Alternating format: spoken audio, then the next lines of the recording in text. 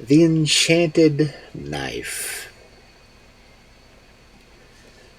Once upon a time there lived a young man who vowed that he would never marry any girl who had not royal blood in her veins.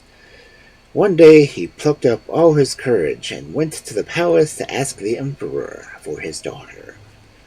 The emperor was not much pleased at the thought of such a match for his only child, but being very polite, he only said, "Very well, my son. If you can win the princess, you shall have her, and the conditions are these.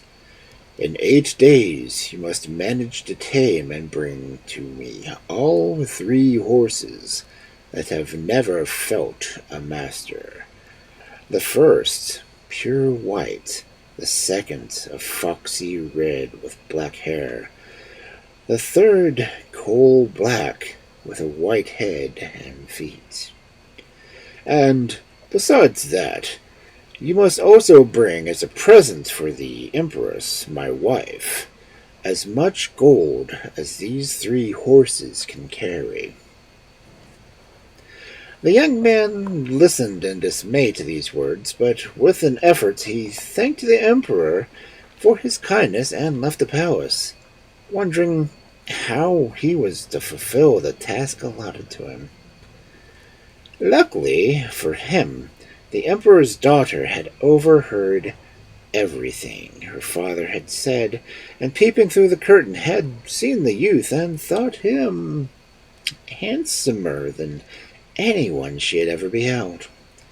She hastily returned to her own room, and she wrote him a letter which she gave to a trusty servant to deliver, begging her wooer to come to her rooms as early the next day, and to undertake nothing without her advice, if he ever wished her to be his wife.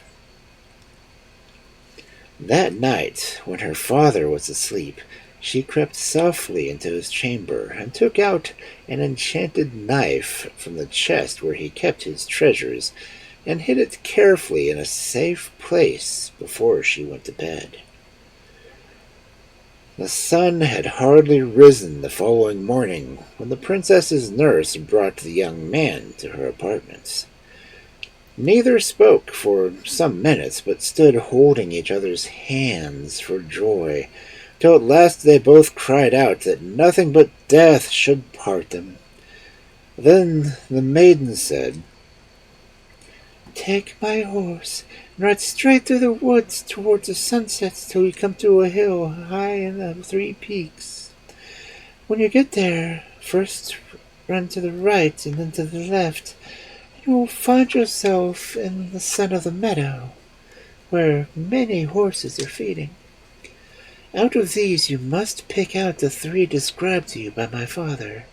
If they prove shy and refuse to let you get near them, draw out your knife and let the sun shine on it so that the whole meadow is lit up by its rays.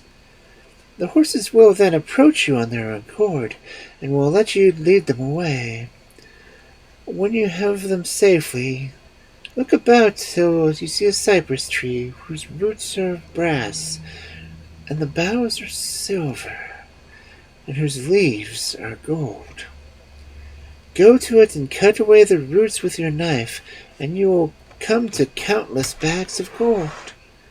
Load the horses with these, and you can carry, and return to my father, and tell him you have done your task, and claim me for your wife." The princess had finished all she had to say, and now it depended on the young man to do his part. He hid the knife in the folds of his girdle and mounted his horse, and rode off in search of the meadow.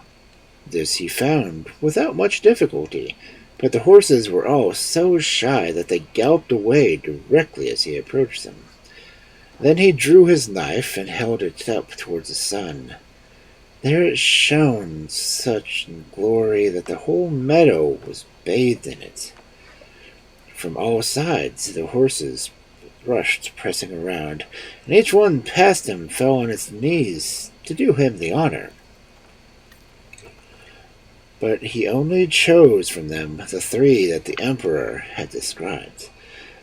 These he had secured with a silken rope to his own horse, and then looked about for the cypress tree. It was standing by itself in one corner, and in a moment he was beside it, tearing away the earth with his knife. Deeper and deeper he dug, till far down below the roots of grass his knife struck upon the buried treasure, which lay heaped in the bags all around.